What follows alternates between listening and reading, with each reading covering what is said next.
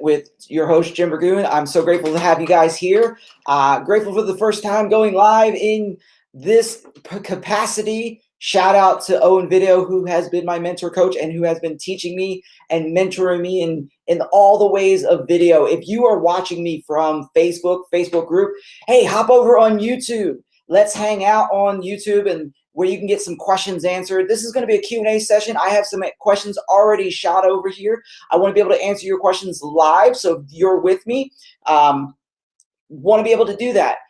This is Jim with the Everyday Leader, and I'm going to be here to help you grow your influence, your impact, and ultimately grow your income. So let's begin. The first question we're going to talk about today is about developing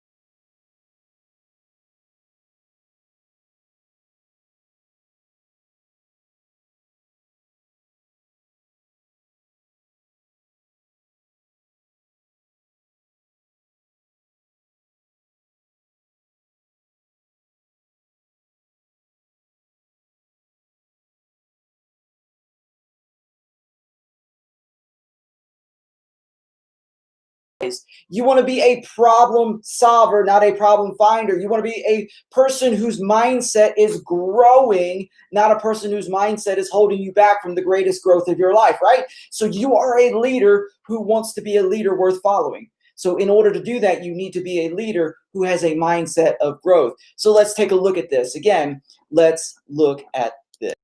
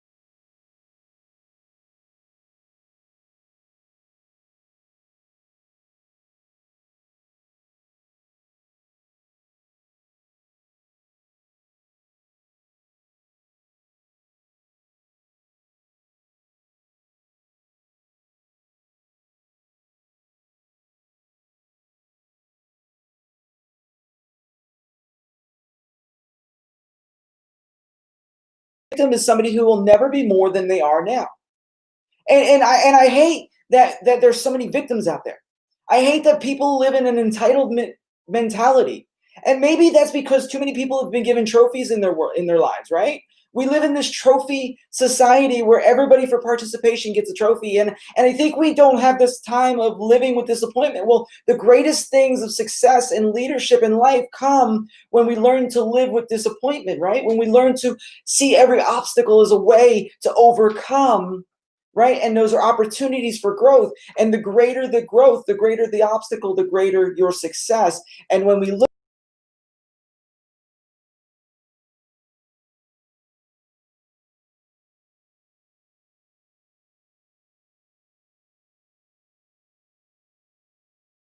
you, I want you to be able to see this with me, guys. Look, let's connect for a second. Let me take the image off the screen for a second. And I want to connect with you on this. Failure should be your fuel for success. Right? When the person asks the question, how do you do a growth mindset? What's the difference between that growth and victim mindset? How do you transition? We need to come to a place where we understand that failure should be fuel for your success. A victim will say failure just proves the people that are right. That is not what you and I want. Victim is a victim. You're not a victim.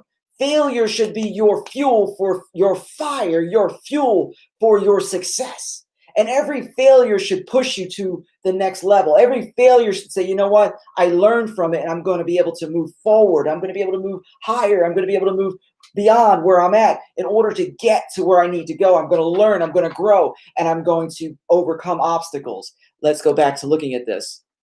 And remember, guys, if you're new to the channel, if you're just tuning in, do me a favor. Share this out, invite some friends, hit me up in the comments, ask your questions. I'm going to do this live with y'all because I want to pour leadership and life into you. I want to create leaders who are going to impact, who are going to influence, and ultimately create an income in their lives so that you can create bigger impact. Let's finish this up over here and we're going to hit on the next question. So look at this.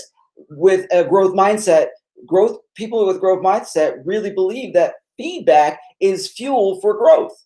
Feedback is fuel for growth. Without fuel, without feedback, you cannot grow, right? Whereas a victim believes feedback is just criticism, or they can't handle criticism. That's why there's no growth. That's why there's no success. That's why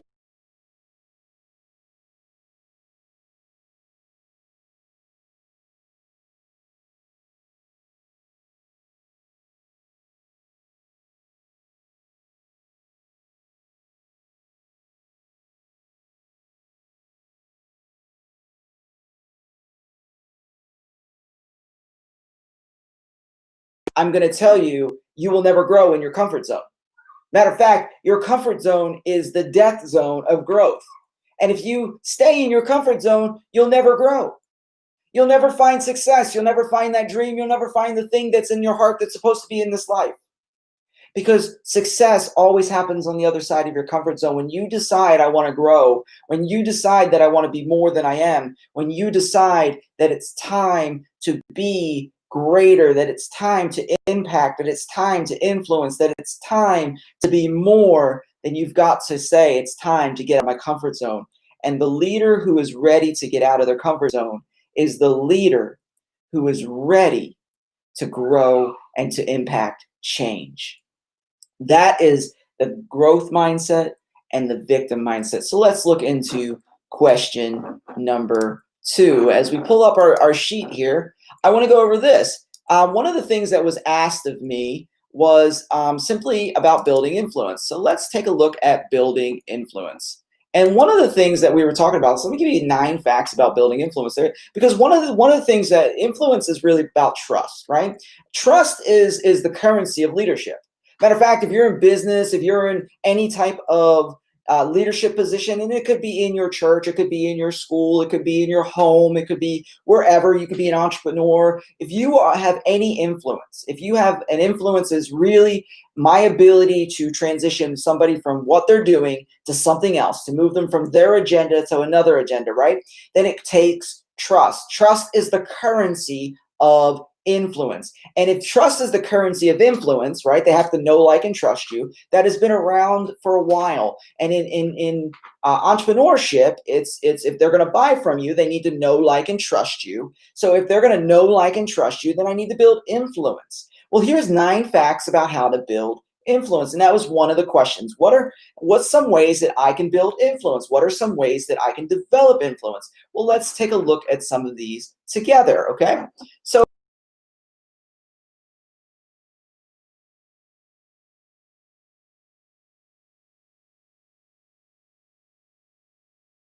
something really quick about being authentic and trustworthy. Now, this is something that's thrown around a lot. I think we struggle with authenticity because many people don't know who they are.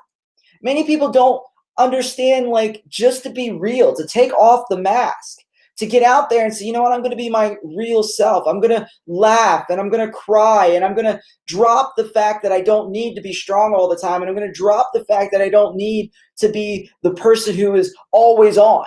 That sometimes I can be off and I can have one of those days where it's okay not to be okay, right? You can have those days and be authentic as long as you're trustworthy, as long as people can still trust you, as long as you're consistent. Because I'm going to tell you, sometimes when people say that you be authentic, and sometimes people being authentic is a jerk. Listen, Don't let your authentic self be a jerk where you turn everybody off and push everybody away. That's not going to build influence. That's going to really push people away, and it's going to cause your leadership to go down. That's not what we want. We want your leadership to go up. We want your leadership ability to grow. And if you're going to be a leader worth following, then you have to be somebody who's going to be authentic. But in your authenticness or authenticity, you need to be somebody who's trustworthy. And trustworthy is built by being consistent, right?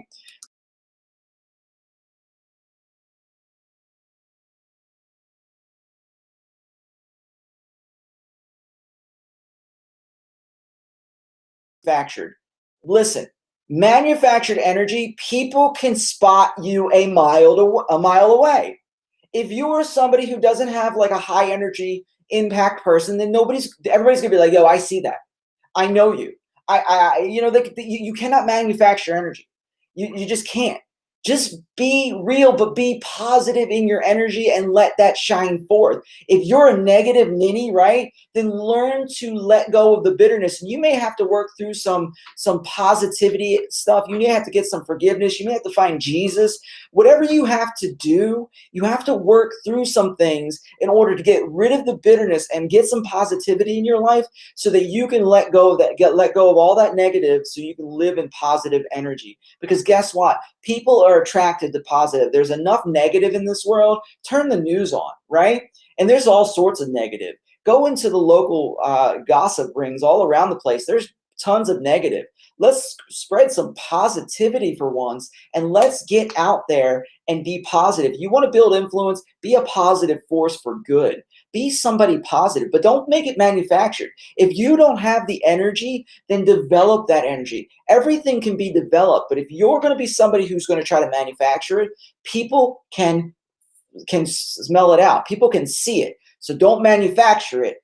Be real and authentic. Number one, right? Be trustworthy and authentic, but be real, but be positive, and begin to be you, own you, and let that shine forth. Let's look at the next.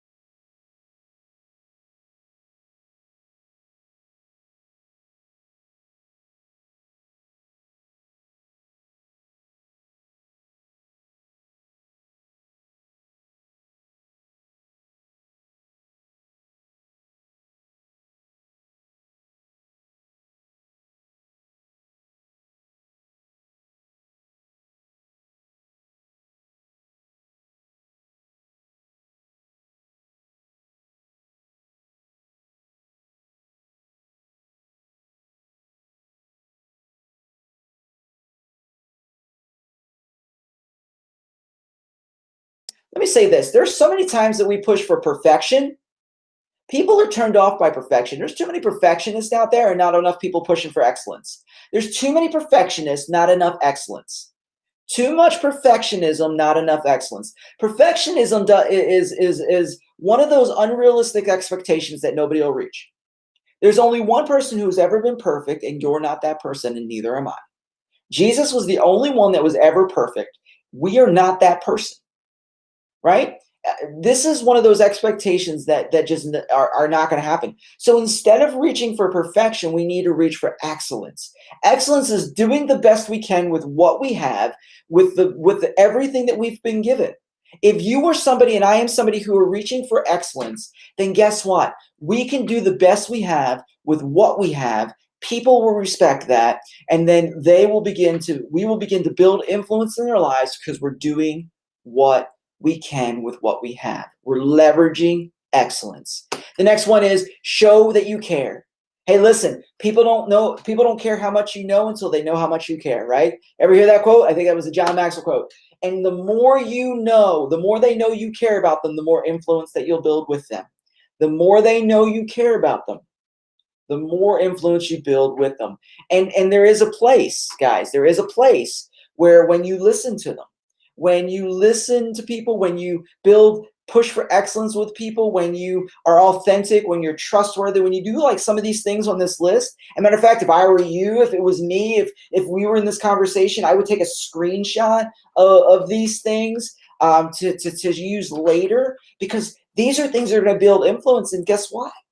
And when you're at this place where you're showing that you care for people, you're going to build influence. And when you build influence, you build impact. And when you build impact, you change people's lives. And are you somebody who wants to change somebody's life? Are you a transformational individual? I think you are.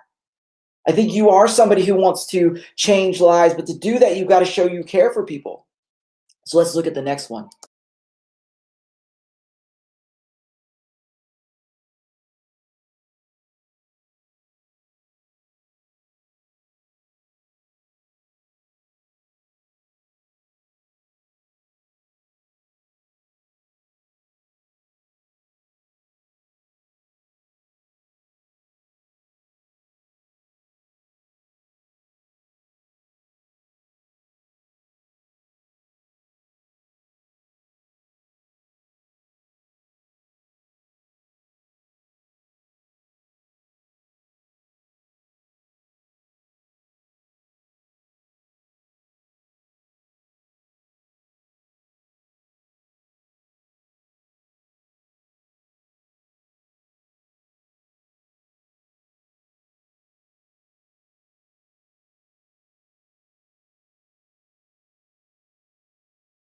Can you help teach somebody how to do lawn care?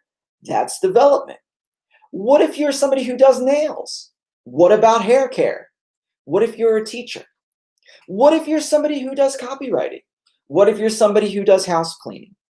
What if you're one of those people who does that apothecary stuff, who is like with all those little oils and stuff, and you can make these really great, amazing smells, right? And you just awesomely do these things. There are millions of things out there that you can do that can help people grow. And there are people out there that are looking to develop in a certain area. We have a friend in our YouTube intensive who literally is growing an incredible business by embroidery. She teaches embroidery. I find that incredible. There is literally a channel out there. Somebody else does basket weaving. There are tons and tons of things you can develop people in. So don't think you need an advanced degree to help people develop. You just find one thing that you're one step ahead of somebody, 1% better than somebody at something. You get down there and you help them develop in it. And that's all you need to do.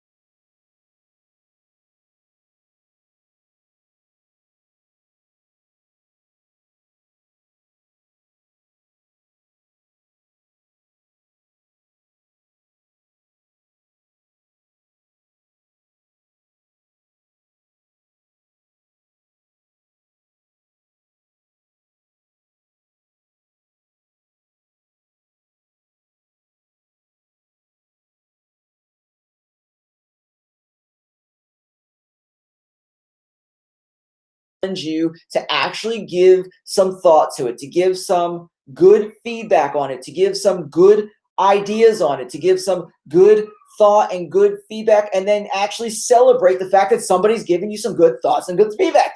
Actually engage with it, guys. Engage with it. These are the things you do to build influence. So work within the system you're given. So value the input you're given. Another thing is look for opportunities to allow people to add value to you. I think one of the problems is that we're so good at adding value to people. In the leadership world, I'm a leadership coach. One of the things that we do is we add value to people. My whole heart, my whole life has been, I want to add value to people. That's my whole life has been add value to people. That's it. I want to make the best version of you. And I know that's a cliche thing to say. Like everybody sounds like they say it, but ever since I was a kid, that's all I've ever wanted to do is I want to take people and unlock their destiny, unlock who they are, and push them to the point of being the best versions of themselves, because I know there's a destiny. I know there's something inside of you that needs to come out. I know there's a God-given gift, and I know you need to use it, and I know I'm gifted to help you use it. So that's what I do, right? But I'm also going to tell you, in the midst of that, I value your input. So I can take a step back and I can allow you to use your gift and speak into my life. Because I don't need to be the one speaking all the time. I like speaking all the time, but I don't need to be the one speaking all the time. And that's what 8 is all about. It's building influence by allowing yourself to let somebody else speak into your life, right? And number 9 is show up for people and they will show up for you. I think one of the biggest places to speak and learn about building influence is allowing people or actually just showing up for people. I think it's one of the most underrated but overly actually understated things. Just show up for people. You want to actually build influence in people's life? Show up for people and they'll show up for you. Just be there. On your worst days, show up. On your best days, show up. And that may look different on each day. And go back to number 1. It's okay not to be okay. Be authentic, but be trustworthy. Be consistent. It's okay not to be okay. But show up and show up powerfully.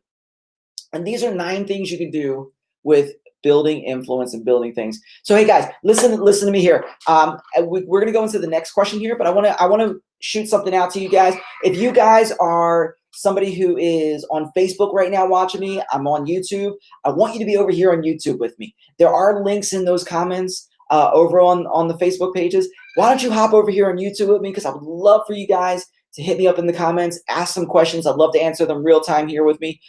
If you guys are on here with YouTube, do me a favor, like, subscribe, hit me in the comments with some questions. Let's interact. I do want to build some great interaction with you guys. I will be going regularly, but going live regularly with you guys because I want to add the most value that I can in the ways that I can do this. For you guys who don't know me, I am new to the YouTube world, but I'm not new to leadership. Let me do a second and introduce myself, and then we're going to jump on to the next question. For you guys who knew, my name is Jim. I'm actually the founder of The Everyday Leader. I have been doing leadership and leadership development for about the last 20 years, somewhere in there, give or take a few years here and there. I have a master's degree in leadership. I am a certified leadership trainer with the John Maxwell team. I am a certified DISC trainer, DISC personality profile trainer with the John Maxwell team. And I have been a pastor and building churches and a teacher and many other things over the last 20 years. And now I'm here with you guys to develop you to the fullest potential. So guys, I'm so grateful to be with each and every one of you. And as I mentioned, please like and subscribe to this channel so that you can get your developed as a leader, so that you can lead and grow in your influence, your impact, and ultimately grow in your income. So let's hit the next question. And I'm actually using some new systems here and excited to be able to go live for my first time. So hit me up in the comments and let's have those conversations. So the next question we're going to hit up here as we switch screens here is about the levels of leadership. And I find this question incredibly relevant to a lot of what deals with in leadership. And this is really in leadership at multiple different levels. And it's very relevant in not only when you get into an organization, but it also is very relevant when you transition inside the organization. And one of the questions that was asked, this was actually a sub question to a question, and it was not only how do you build a culture of honor, we're going to get into a culture of honor, but when you build the culture of honor, how do you build a team? And when you build the team, how do you get them to buy into the leader? So there's like a 4-part question here that was given by a guy from Next Level Nurses, Ben Baker, an amazing guy. So if you're on Facebook, look up Next Level Nurses, the Facebook group there, especially if you're a nurse. He's an incredible nurse, and he's an incredible coaches to nurses. So Ben Baker, Next Level Nurses. So I want to answer some of these questions, but I want to start with the levels of leadership because I find this very, very impactful to start the conversation with. So let me give you the graphic first, because the graphic is going to be telling to where.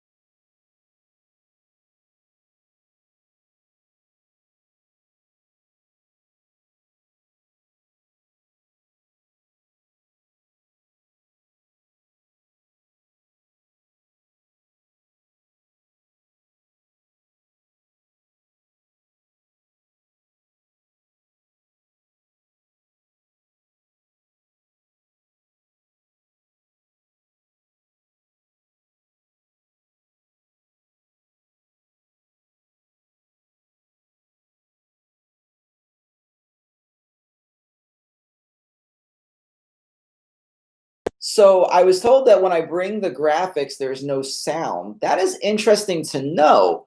So I wonder if there was sound with the whole time. Is there sound now with this? Let me know there. So all right, let me do this. So that means maybe half my live stream had no sound. So anyway, so with the levels of leadership, with that first one is a positional level. And with the positional level of leadership, we have this understanding that there is this whole, you have to be positional. Like there's this low level of leadership where it's like side by sides, there's yes. Awesome. So I'll do the side by side. See, you learn something every time you do new things. I love doing new things, and this is so cool. So on the other things that I did with this, if you've been live with me, did you hear, were there times where sound went out, or did I have sound the whole time? Let me know, Lisa, because I appreciate you saying that. That's actually really, really interesting to me. So I'll have to work through that, but let me do the side level. So let me share my thing here, and I'll do side. We'll do the side thing. Let's see this, and we'll do this because this will work this way. I know I don't like the far away graphics, but at least you can see it a little better. And we'll go a little bit like this. See, we're learning here. We're learning. Listen, we're learning. So let me know in the comments if you heard sound the whole time, if you've been with me. If not, that's okay, because we're learning. Hey, listen, let me take a pause, and we'll say something about leadership. Leadership is experimentation. And with experimentation, sometimes you just make mistakes, and sometimes it happens. So there we go. Anyway, we're loving it. All right, only when you did the whole screen graphics, the sound went out. Side by side is great. Okay, so when I did the whole screen, it went out. So about 1/3 of my live went out. Okay, well, we'll make sure that we do side by side or not at all. All right, cool. So we learned something, that half of the live stream had no sound because the side by side was gone.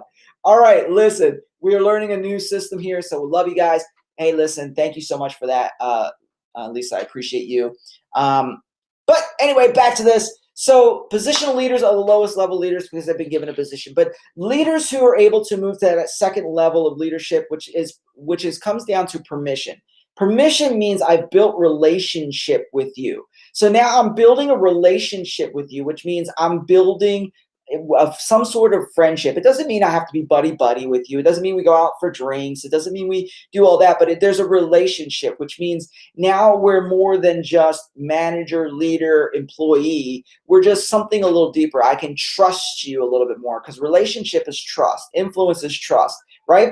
Now that Third level of leadership comes down to production, which means I produce results, right? So you're trusting me more because I produce results within the organization. The fourth level of leadership comes down as I'm producing results within you because I'm developing people. So I'm producing results within you. And the fifth level is personhood, and that means you follow me for what I stand for. Now, the problem with the personhood thing is that that's a lifelong thing, and that usually doesn't happen until you've followed somebody for like 50 years, 30, 40, 50 years. So the deal is with that is 30, 40, 50 years go by, you follow somebody like that. Now, here's the thing. We start with that conversation piece because there are 5 levels of leadership, and every time you transition into a new position, into a new job, you have to renegotiate your level of leadership. You may be the top dog in one level. Like say you had a company, you're in a company, and you were the level 3, level 4 leader. Everybody looked up to you, and then you transition to a different job. You're now back to level 1, and you've got to renegotiate your way up. Maybe like you're in this job and suddenly you're level 4, and this happened to me. I was pastoring a church. I was youth pastoring, and was pastoring with my buddy, and he was the pastor. I was the youth pastor. He had left, and I came up and I became the senior pastor. Well, guess what? I was a level 4 as a youth pastor, but I became a level 1 as a pastor. So I had to renegotiate my entire level of leaderships with everybody because they saw me as one level in this particular position, and I had to renegotiate simply because you have to renegotiate with every position you're given, because every position you're given, there's a new level of leadership that you have to go. So remember that every single time that you do a new level of leadership, you have to renegotiate your position, right? Your level. Every time you transition, whether it be a new job or whether it be a new position, you're now renegotiating that level of leadership. And that really comes in. So let's talk about the first part of this, which is building that culture of honor. And when we build this culture of honor, so if you're a leader, now a positional leader is going to be difficult to build some cultures of honor, because in the culture of honor, it really has to come top down. And the positional leader can help support the culture of honor, but they're not going to be the one that technically builds the culture of honor. But everybody needs to build this. Everybody needs to cultivate this culture of honor. But if you're the one starting it, whether it be in a Facebook group, whether it be in your home, maybe it's in your church, maybe it's at your job, maybe you're an entrepreneur starting a business, you want a culture of honor. And a culture of honor is a culture of respect. And a culture of respect is a culture of, this place where you are building this place of where everybody respects everybody, everybody respects everybody's differences, everybody respects everybody. It doesn't matter what religion you are, none of that. There's just a culture of honor. To do that, you've got to cultivate it, which means you've got to teach it. You've got to say, this is what honor looks like here. This is what honor looks like in the midst of all of this. This is what honor looks like in these situations, in our company, in our culture, right? This is how we define honor. This is how we define respect, right? Whatever you use to define that. Now, in a lot of cultures, it may be a biblical honor system, so you have to define it that way, but you make it very clear, and then you grow it and you cultivate it and you talk about it and you build it and you do it, and then you mandate it. Then you say, if you mandate it, you say, if you work for me, you have to follow this. If you do not follow this, then you do not work for me, right? That's how you build this culture. Now, I'm going to say, even though it's a culture of honor, you build the culture any way you want to build it, or anything. So you could be a culture of honor, a culture of excellence, a culture of respect, a culture of, you put whatever you want here, but any culture you want to build, you would do it the same way. You cultivate it, teach it, build it, you mandate it. This is how we do things here. If you don't do things here, we will remind you or we will remove you. And then you celebrate it. For those who are following it, you celebrate it, because what you celebrate stays. And that's true on any level. Whatever behavior you celebrate stays. If you celebrate bad behavior stays, whether it be in the home or in the business. Whatever you celebrate stays. So I want you to understand, what you celebrate stays. So celebrate the culture that you're building, and culture takes 2 to 3 years to create. So celebrate honor, model it, so cultivate it. So you're going to cultivate it, teach it, right? Teach it, build it, model it, mandate it. If you work for me, if you work for the company, then you will follow it or you won't work here. And when they follow it, you celebrate it. What you celebrate stays. If they fail to follow it, you guide them back to it, right? Because you always give grace for till people give them the chance to come alongside it. Or you say, hey, listen, if you can't come alongside it, because there's going to be never followers, people who don't want to be part of the culture, people who don't want nothing to do with it, then you're like, okay, then we're not the company for you, we're not the place for you, and that's good leadership. And then you say you may have to go look for somewhere else to go, right? And then you rinse and repeat, and you keep doing it until the culture becomes strong. And then you keep doing it and the culture becomes stronger and stronger. That's how you build a culture. And the question from Ben was a culture of honor, but you can actually do this to build the culture of anything. And actually there's a second slide to this, and I actually want to share that second slide that goes with this that I created, that really deals with, let's see here. Boop, boop, boop, boop, boop. And it's just honor who you serve. See, this is what, when we come into the culture of honor, honor who you serve, honor where you serve, honor who you serve with, and then honor the community, the place you're planted in.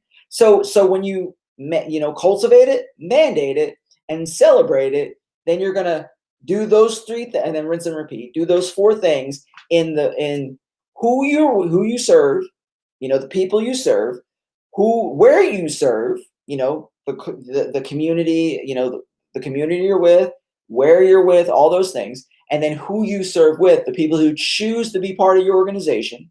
And then just keep building that and reinforcing that and celebrating that, and you will be known, and you will be known for that culture of honor, or that culture of excellence, or that whatever that culture is, there, a cultural value that you have put in there. That's how you do it. But see, here's the caveat, and why I started with the 5 levels of leadership in this conversational piece is because the mandate started was at level 1 as a positional leader. It's harder to do those things, so you have to be a higher level leader. So if you get into a company and the leader wants to do this, build relationship as quick as possible and build trust so that you move from that level 1 leadership to level 2, 3, and 4, so that you can help build those cultures of honor, excellence, and respect, so that your company becomes the most healthy company and healthy organization around. As a matter of fact, I'm going to take another step sideways to help you guys who may not even be entrepreneurs, but maybe leaders in the home. Guys, this works in your home too. Leadership principles work anywhere, and you just have to change the setting in which you put it. So let's just talk about leadership in the home for 1 second.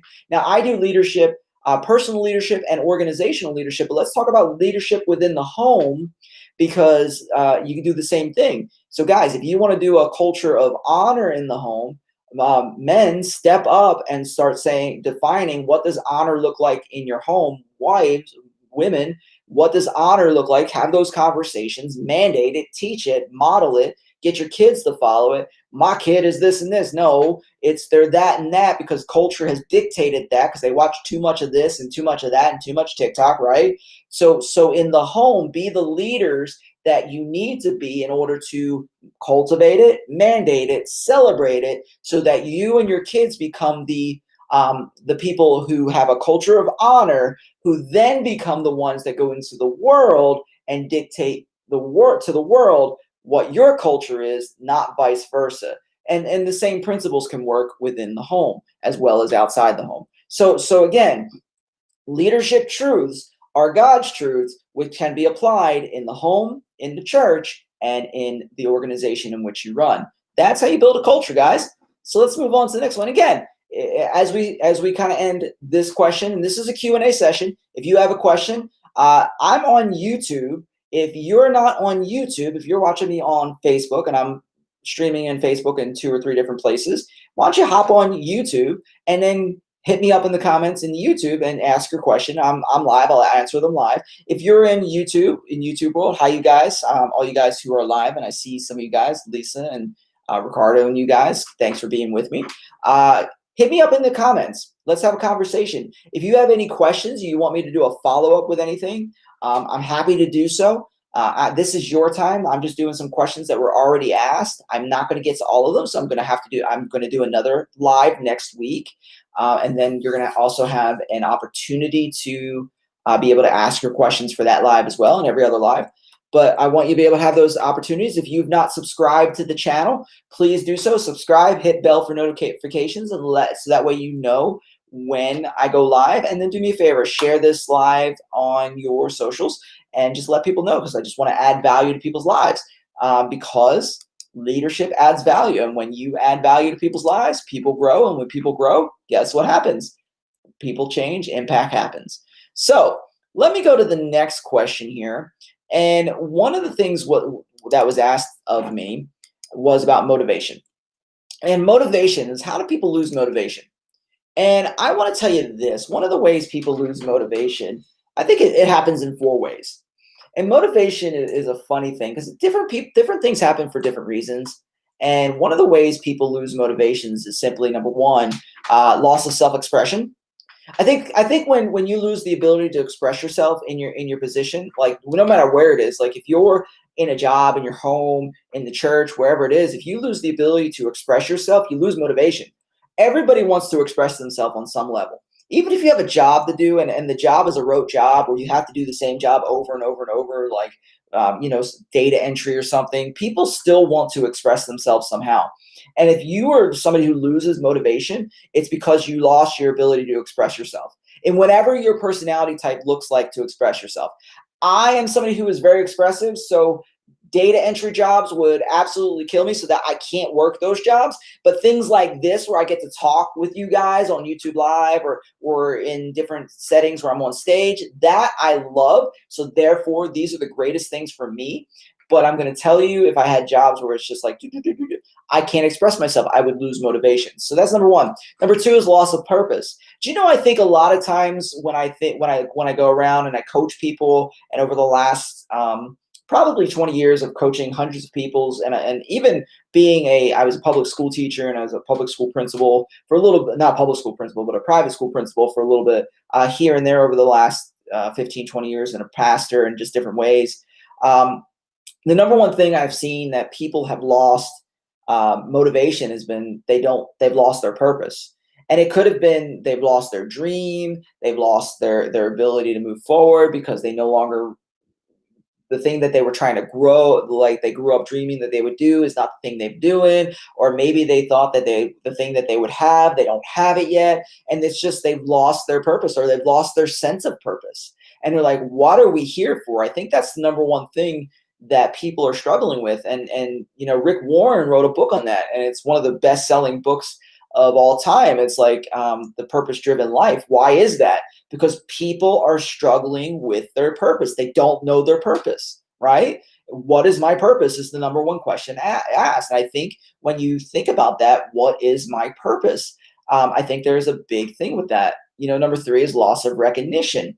Loss of recognition comes down to when I don't recognize people. If you are working a job, or if you're working a position, or you're doing your thing and people don't recognize you, people get deflated. It's like a hot air balloon with no air. You're going to hit the ground. If you don't have the recognition or the encouragement, you're going to hit it. And the last one is that people lose a safe place to grow. The moment a place becomes toxic, you lose your motivation. If it's not safe, you lose your motivation. And we have a question here from Freddie Ruger. What advice would you have for anyone who has issues finishing one project before starting another? All right, now I love that question, because you're speaking to somebody who is a chronic starter and a terrible finisher, and I've had those problems for years. But I've developed some things in my own life because I've had that problem. Because number one, it's a personality trait. And it's in a few minutes we're actually going to start talking about personalities, and there is certain personality types that's actually very common for. Like, I'm a high I personality in the DISC test. I do DISC, as I said earlier. I'm a DISC personality trainer, certified, And so high I personalities tend to be starters. They're excited. They jump from one thing to another. They hardly finish things. If you're a Myers-Briggs person, I'm an ENFP, also a starter, hard finisher. For all my guys out there who are Enneagrams, I'm a 7 wing 6. So the big thing is I'm a super energetic guy who probably has squirrel syndrome, right? So I've had to learn a thing or two in order to finish things, because I have struggled. And I can, if I was to take my camera right now, I could show you the books and books and books and books of ideas that I've never started, probably $1 million ideas that are just sitting there. So how do you finish things if you've started so many things and not finished one? And I'm going to give you a few different tips, because it's a beautiful, beautiful question. And I think the first tip is simply understand why you're doing it. And I found one of the keys on why I finish the things I do and why I don't finish the things I don't. And the number one thing, and here's what I did the other day. So I have multiple things that are still unfinished. But the other day, for this live and for a training I do a monthly DISC training where I invite people in, and we do a live personality training where I teach people how to understand who they are, how to understand how to work within context of teams, leadership, relationships, and then I teach them how to sell to personalities.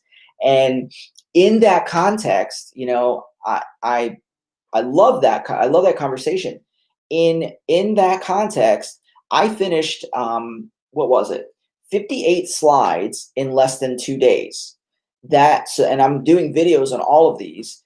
And I've done things for months and months that are unfinished, but I did this in 2 days. And I asked myself, what was the difference? What was the difference that got me to finish this in this amount of time and got me all these other things that left these things undone? And I'm going to tell you what the main difference was, Freddie, was this.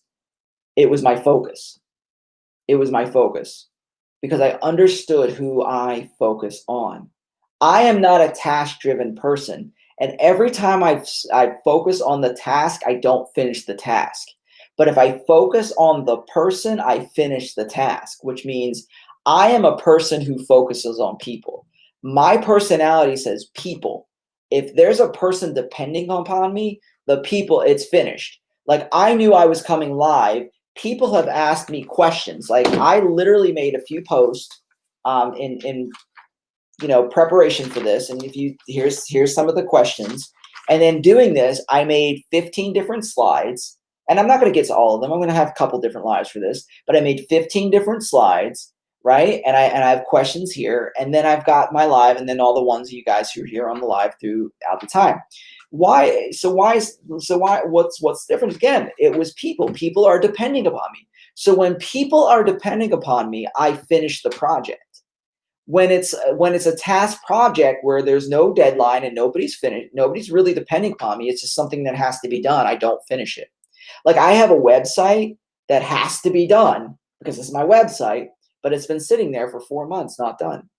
It has to be done because that's my website, but it's not done because there's not a person attached to that website. But my training, there were 5 people waiting on me for that particular training. It was done in less than 24 hours. So to answer your question, what motivates you? What gets you to a place that drives you? And then so look at your task, look at all the stuff that's been undone. And then I would say, find what was important to you. And if it was attached to the thing that was important to you, it would be done. If it wasn't, then it just needs to be put to the side and not finished. But always attach the things to the things that's important to you. So if you're people driven, then find a person that you need to finish that for. Like, maybe it's your wife, maybe it's your kids, maybe it's somebody else, but it rarely will be you. But maybe it's going to be for somebody if it's a person. If you're a task-driven person, then it's going to be for the task, for the recognition of getting something done and being amazing, right? But whatever that motivation is, it's got to be for that motivation that motivates you. For me, it's people. As long as I know somebody needs what I'm going to be doing, I will get it done, and I'll get it done every time. And I get it done lightning fast. If I don't have anybody attached to it, I will not get it done no matter how much it's required. I just won't. And so then and in that conversation, and here, let me take this off. And in that conversation, it brings to another question of what do I do with that? So here's another question that actually came up is, when do you hire? That's when you hire, is when you don't want to do something, or when you are not strong in something. So like one of your hiring places for me would be that website. And I'm already talking to some people who I'm going to hang out with who are going to possibly finish that website for me, because that's just not something I want to do. It's not something I'm good at. It's not something I'm going to be doing with that. So I want to be able to do the things I'm good at, and I want to be able to do the things, get out of here. I want to be able to do the things that I'm great at, and that's hanging with people, doing the things that motivate me and drive me, and giving away all the things that don't. I hope that answers your question, but that's what's worked for me. And I realize numbers and tasks don't work for me, but people work for me, and people drive me. That's what drives me, guys. And so, Freddie, and like I said, that if find out what motivates you, and I would say, and I would even say this: go back to what wasn't finished. Look at all your tasks and say, and look at all what was unfinished, and say, why didn't I finish these? Like, what was the motivating factor of me not finish them? And then look at the ones that were finished, and then really look at the difference. Like, what made me finish these ones, and what made me not finish these ones? And you'll find a pattern. Listen, people are predictable. Everybody's predictable, right? Everybody has a predictable pattern about them, and your patterns will dictate, why you do something. And once you find your pattern, then you can actually just redo your pattern and redo your pattern, and then you'll be able to find your completion level go way up, way up. Which brings me into another. That's a great question. Any other questions? Any other conversation piece? Please shoot them in the comments. If you are on any other social media that I'm streaming to, please come on over to YouTube. Let's have a conversation. I'm going to go ahead into some personality stuff. I have so much other things to share with you, but I want to hit some personality because we're closing down on an hour, and I want to be able to give you some good closing things and close down at the hour. I don't want to go too far past the hour, although I could probably go a while after the hour. But I did say I want to get into some personality stuff. Personality stuff is something I love doing, and then I will be doing another live. You'll see that scheduled, and I'm going to do regular lives because it is an amazing time. So here is what we're going to be doing. Any other questions, please drop them. If you're on Facebook, here's your opportunity to shoot over here to YouTube. And remember, hit a comment, hit a subscribe, hit that bell for notifications to figure out when I go live and when I drop videos, because not only do I go live, I do drop weekly videos that do add value in leadership, life, and those things. So let's talk about personality. Boom! Here's what it is. I'm a certified DISC trainer. I have been teaching DISC for probably about 10 years. Although I just recently decided to actually get certified in it. I am getting my DISC consultant, which is level 2 in the training, and I will be getting beyond that. I think I'm going to wind up getting a master certification at some point. And even in the leadership, I do have a master's in leadership, and I probably will take that on to a PhD at some point as well. Now, here's the thing. People are broken into predictable patterns. Predictable patterns means you're going to fall into one or even a blended set of one of 4 patterns, DISC, driven, influential, steady, and conscientious. Your driven people are your drivers. You're very like dominant, direct, kind of like impatient, just boom, those kind of people. You're going to have your I personalities. I'm an I personality, which is going to be your energetic, like all the energy I have, and the people who can talk a lot, the people who can still go. That's not made up. This is all my energy, right? I talk with my hands a lot. Very, very much energetic, very talkative, very like charismatic. Got a lot of that going on. I personality. S's are your shyer people. They like family. They're family oriented. Things like that. Your C's are your high data people. These are your people who are going to be very like A plus B always equals C, right? Each one of these personalities, everybody falls in one of these predictable patterns. Matter of fact, many people have blended patterns, which may be, you may be a D and I, you may be an ID, SI, things like that. But even in that conversation there, I do a full training on these where we dive really, really deep. But I want to give you an overview, and maybe I'll give you a couple things that maybe you can see where you are at the currently. Maybe not. Let's see this. But these are some things that a DISC may say. Number one, a D may say winning isn't everything. It's the only thing. If you've ever met a D, if you're a driver, you may say that winning is the only thing, right? And imagination has a great deal to do with winning. Matter of fact, I think imagination, you can't win without imagination. I think you need imagination. Without stories and imaginations, you can't win. I totally 100% believe that. S is a coach is someone who can give correction without cause or resentment, right? Because why? Because S's want security. S's want to make sure that you're okay, high empathy, things like that. And C's, if you don't have time to do it right, when will you have time to redo it or do it over, right? Because C's are very about the accuracy. Now we're going to go dive a little deeper into each one of these individually. So let's dive in. Let's do with the D. I like the drivers. I am not a D. Although, all right, so D's, when D's are talking, you may hear, what's the bottom line? Ever hear somebody say that? These are 3% of the population. There's not many better D's out there. They may have, some people have D qualities, but there are only 3% about 3% of the population. D's are legit 3%, and they say, what's the bottom line? Boom, what's the bottom line? Number two, they say, what's in it for me? You'll hear that a lot of them. What's in it for me? Another one will say, how long does it take? How long does it take? Another one they'll say is get to the point, because they don't mince words. They want it to be on time. They want it to be as low in time as it could be. Get to the point, right? Your I personality. Let's do I next. Let's see what comes up in there. If you guys can hear that screaming in the background, that's probably my daughter. She's an I personality having fun on Roblox. So amazing, right? Two I's in the house. Anyway. So we're going in here. I personalities. How do you feel? That's a how do you feel? Like I'm always saying that. Yo, how do you feel? How do you feel? How do you feel? I'm always asking people that. Who's involved? This is my number one question. D's ask what? If you're a D, you're always asking what? What's going on? What's happening? What's it? What? I's are always asking who? Who's involved? Who's doing who? Who's doing what? All that stuff. You know, if you're around me long enough, you'll hear me and oh my gosh, I say it so much. I mean, man, I'm so excited. I'm so excited. This is so exciting. I'm so excited. You'll hear that word out of my mouth until you get sick of it. And then, of course, I say I'm awesome a lot. I am my biggest fan. Matter of fact, I was on a meeting earlier today, and I actually said that. They were like, it was a school meeting, and they were like, get the funnest thing at your desk. And I turned my camera on, and I said, I am my favorite thing at my desk. And I just said, I'm awesome. I literally said that today. And they all laughed and thought that was crazy, but that's okay. Let's see what else we got. Let's do the next one down the list. You favorite. Oh, and the I personalities. There's only like 17% of us out there.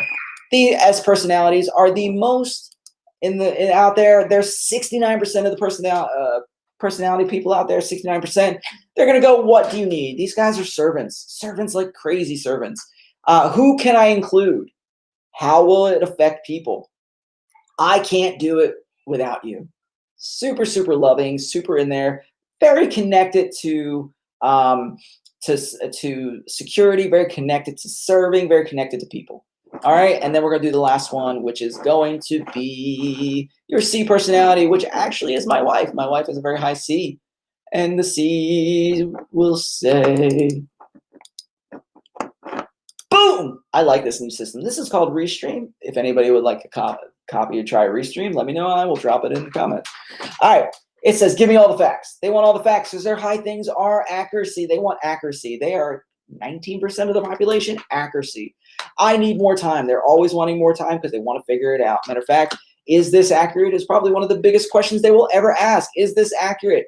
And do I have all the data? That is another question they're asking. Again, DISC, incredible conversational pieces for people, and you will fall in one of these categories. Matter of fact, you may see yourself in multiple categories, blended categories, like D's, bottom line kind of guys. I's, this is exciting. We just want to have fun. Popular guys. We like to. We want to be with the popular. We want to know what's going on. S's, Those are the guys who family, safety, security, and C's all the data, give me the data, all that stuff. Let me say this too. Here, we talk about this stuff where, with all these personalities, and if you see yourself, drop it in the comments. Let me see what do you think you are? What do you think you are? Drop that in the comments. Let's see if you got that right, what you think you are. And I'll be happy to have a conversation about that with you.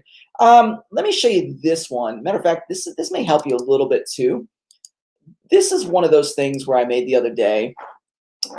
If you're an extrovert and you're task-oriented, you're probably a D. Probably. It doesn't mean you are, but most likely. If you're an extrovert and you're people-oriented, you're probably an I. I'm an extrovert and I'm people-oriented. I'm an I. One of my coach and mentor, Owen Video, at Owen Video, if you want to check his channel out, he's a high D personality. He's very task-oriented, but he's an extrovert, high D. Introverted people, but focused on people, S personality. If you are an introvert and task-oriented, you're probably a C personality. So I mean, like, there's certain markers. Again, people have patterns. Now, personality is fluid, right? You do have certain personality, like you can be a certain way at work, you can be a certain way at home, you can be a certain way you think you are. So there are certain patterns and again, things like that. But understand this is that in the conversation of all this, you will have a pattern, you will have a common core in all of this. So with that being said, you can figure this out and understand yourself, understand people, understand your conflict, understand your fears. Matter of fact, if we're going to understand our fears, let's understand our fears and show you what you're afraid of. And Freddie there says he thinks he's a DI. Well, Freddie, let's see what you're afraid of. Because DIs are afraid of this. They're a blend of this. Number one thing that Ds are afraid of is being taken advantage of. Matter of fact, if you're a driver, that D personality, you're a driver, you're diving in there, you're a driver, you're direct, all those things. Ds are control freaks because they don't want to be taken advantage of, because the more control they have, the less they can be taken advantage of, right? Because if people have control, then there's possible advantage. I'm an I personality. We don't like rejection. So if we're rejected in any way, that's a fear of ours. S's, any type of loss of security, and loss of security for S's could be simply loss of finances, loss of friends, that all of that could be something. Any one of those realms is a loss of security, right? That's a fear of an S. Criticism for C's, if they feel criticized or any of that, that's a fear of the C. That's some of their greatest fears. And so they want all the data. That's why they're super data driven, and why they get sometimes very, very data driven, is because the most accurate they can be, they're trying to control the data, because if they can be more accurate, then they won't be criticized. So therefore, the more data they have, the better decision, the less criticism they'll have. That's why the S, the more security they have, the less change they have, the less loss of security they'll gain, all that stuff. With the I's, we, like with us, with the I's, we try to tend to do things that won't get us criticized with the public. We do things like, we try to make sure we don't look bad. We try to make sure we don't say things bad, because the moment we feel rejected, it's just really weird. But it's actually really, really fascinating because of the patterns. Lisa says she's an S. Freddie says he's a DI. It's quite fascinating. And then you find yourself doing certain things based on what you're afraid of. So for Freddie here, since you're a DI, it means you're afraid of rejection and being taken advantage of, which means you tend to want more control first, right? And then you try to people please because of that rejection. Where Lisa, loss of security, tends to be very resistant to change because she doesn't want to be insecure, which means resistance to change. So that could create some challenges when you're trying to over control, and she's resistant to change. And by the way, for all those who are watching, they are married. I did know that before that hand. So therefore that. So there's that. Let me see if I have one more slide for you guys. Any questions, comments? Shoot them there in the comments. Although my comments are over there, your comments are probably right there. Anyway, I'm enjoying this. This is really fun. Let me see. I got probably one more slide in here, and then I think I'm going to answer any last minute questions, and then we're going to go ahead and end on the slides. All right. So a D says, I want it now. And I said, I want it fun. An S says, I want assurance. And a C says, I want the facts. That's really the questions, right? And if you really want to get down at the questions each one are asking, as I said earlier, a D says, what? An I says, who? An S says, how? And a C says, why? Those are the 4 questions that they're asking. Let me turn this off so that I can see you beautiful people. If you guys are over on Facebook, please make sure that you shoot here to YouTube. Follow Lead with Jim over here on YouTube, the channel. Make sure you hit the subscribe button, hit the bell for notifications. If you are on Facebook, make sure you follow, you like, you share this stuff. We did find some problems during the live, but this was the first live. Thank you guys for hanging out with me. I've seriously enjoyed this. I'm going to be doing this regularly. I hope you guys join me next week for the next live. If you have any other questions, drop them in the comments. I will be giving you guys, there will be a form that I'm creating for you guys to ask your questions ahead of time. There will be that created for the next live. But as of right now, much love. Thank you guys so much for hanging out with me. You guys are rock stars, and it is my pleasure, my honor to develop each and every one of you guys as the leader that you were meant to be, as God has created you, because I know that there's a purpose and a destiny on your life, and that the influence and impact that you're going to create in this world is going to be massive. So thank you for allowing me to pour my life into you, and I appreciate you guys, and I'll see you on the next live. And remember, like and subscribe, hit the bell, because the next video is going to come up shortly.